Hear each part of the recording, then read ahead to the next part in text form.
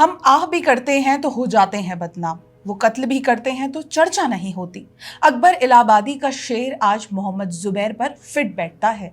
और मामला क्या है ये आगे बताती हूँ, पर पहले आप इसका एक परिचय जान लें। देखिए, मोहम्मद जुबैर सोशल मीडिया पर बैठा वो डिजिटल कट्टरपंथी है जो फेक न्यूज़, हिट जॉब्स और नैरेटिव से अपनी विचारधारा वाले राजनीतिक दलों और उनसे जुड़े लोगों के पाप धुलने का प्रयास करता रहता है। अब आते हैं सीधे मामले पर।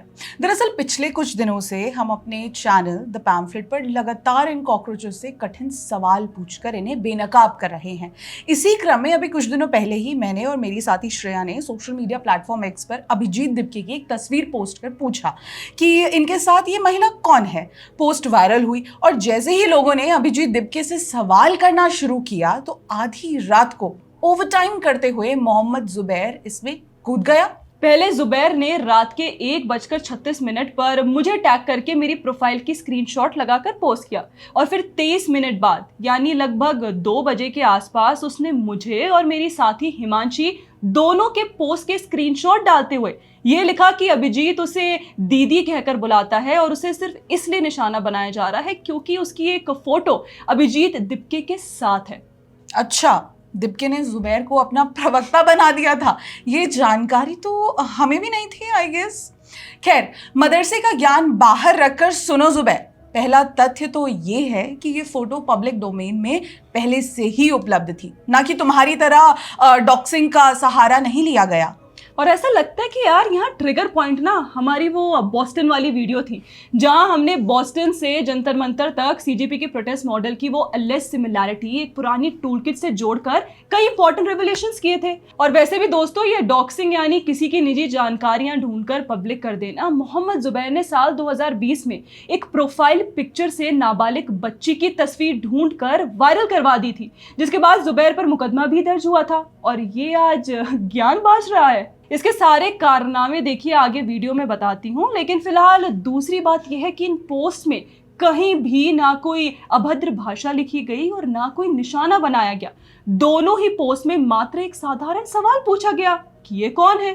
क्या अभिजीत दिपके इतनी महान हस्ती हो गए हैं कि वे सवालों से परे हो गए हैं? क्या अभिजीत दिपके से सवाल पूछना जुबैर के अनुसार गुनाहे अजीम हो चला है? और सोचिए, इसके पोस्ट के रिपोस्ट करने वालों में किसका नाम शामिल था? वही दिनेश ठाकुर, वो ठाकुर फैमिली फाउंडेशन वाला, जिसको लेकर इनफैक्ट कई एक्सपोजिंग वीडियोस हम अपने चैनल पर ऑलरेडी बना चुके हैं। अभिजीत दिपके या अन्य कोई भी कॉकरोचों के सरगना बार बार क्यों भूल रहे हैं कि वो अब सार्वजनिक जीवन में हैं और उन्होंने कई तथ्यों को छिपाकर जनता को भ्रमित किया है। उनकी तस्वीरें अरविंद केजरीवाल से लेकर विदेश में बैठे उनके आकाओं के साथ सामने आ रही हैं, इसलिए उनसे हर वो सवाल पूछा जाएगा जो उनकी जवाबदेही तय करेगा। और अभिजीत दिपके, तुम तो मुझे ये बताओ कि तुम्हारे बॉस अरविंद केजरीवाल के सामने स्वाति मालीवाल को बेरहमी से पीटा गया, तब तुम घटना पर खुश क्यों हो रहे थे? और यहाँ मात्र एक तस्वीर कहीं पोस्ट हो गई तो तुरंत विक्टिम कार्ड। ये दोगलापन क्यों भाई? और देखिए ना, महिलाओं के नाम पर विक्टिम कार्ड खेल कौन रहा है? मोहम्मद जुबैर। जिस जुबैर और उसकी पूरी गैंग का जीवन ही इसमें निकल गया कि कैसे हर उस महिला का चरित्र हनन करना है जिनका प्रधानमंत्री मोदी से व्यक्तिगत जीवन या फिर सार्वजनिक जीवन में कोई संबंध है।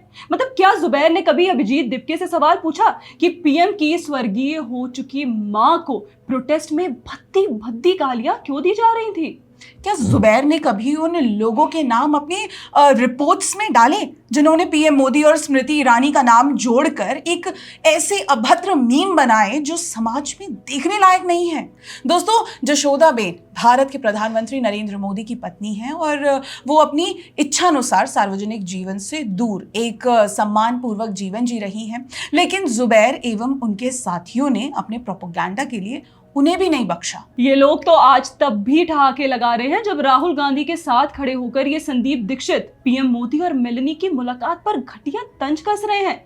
और देखो, सोशल मीडिया पर आप जुबैर की टाइमलाइन देखेंगे तो पाएंगे कि ये धूर्त इस विष्ठा वमन की भी सफाई में जुटा हुआ है। फिर जुबैर कैसे स्वयं को नैतिक रूप से श्रेष्ठ दिखा रहे हैं?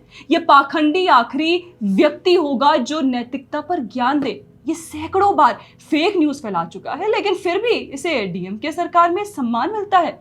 मतलब ये हिंदुओं के खिलाफ तमाम दुष्प्रचार करता है, पाकिस्तान जिंदाबाद के नारों को डिफेंड भी करता है, और फिर कांग्रेस अध्यक्ष का बेटा प्रियंक खड़गे इसे अपना चीफ बताता है।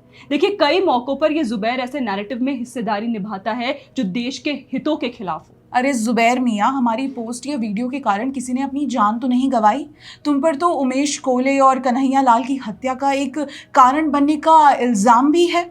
दोस्तों, इनफैक्ट आपको याद होगा 2022 में एक डिबेट में तस्लीम रहमानी ने भगवान शिव पर टिप्पणी की, तो जवाब में नुपुर शर्मा ने उन्हीं के धार्मिक ग्रंथों का हवाला दिया, लेकिन जुबैर ने वीडियो काट छाट कर इस्लाम का अपमान दिखाया। इससे देश भर में देखिए दंगे हुए और कन्हैया लाल उमेश कोले की हत्या कर दी गई। अब देखिए, इन सबके बावजूद एक वर्ग के लिए मोहम्मद आज भी जुबैर फैक्ट चेकर बना हुआ है। लेकिन अब किसी एक तरफा फैक्ट चेक या विक्टिम कार्ड के जरिए हर सवाल को दबाया नहीं जा सकता। ये नैतिकता का ठेका लेने वालों के लिए नियम अलग नहीं है। सवाल पूछना अगर अपराध है तो सबसे पहले ये नियम उन लोगों पर लागू होना चाहिए जो वर्षों से दूसरों की निजी जिंदगी, तस्वीरों और रिश्तों को लेकर नैरेटिव करते रहे हैं। और अभी तो हमने सिर्फ सवाल पूछना शुरू किया है और तुम पहले से ही इतने फड़फड़ा रहे हो। पिक्चर अभी बाकी है जुबैर, और अगर तुम सोचते हो कि हमारे पीछे ऑनलाइन भीड़ भेजकर हमें निशाना बनाकर डरा दोगे तो कान खोल कर सुन लो, तुम इसमें भी कामयाब नहीं होने वाले। दोस्तों, आपकी इस मुद्दे पर क्या राय है, प्लीज हमें कमेंट सेक्शन में जरूर बताइएगा। जय हिंद।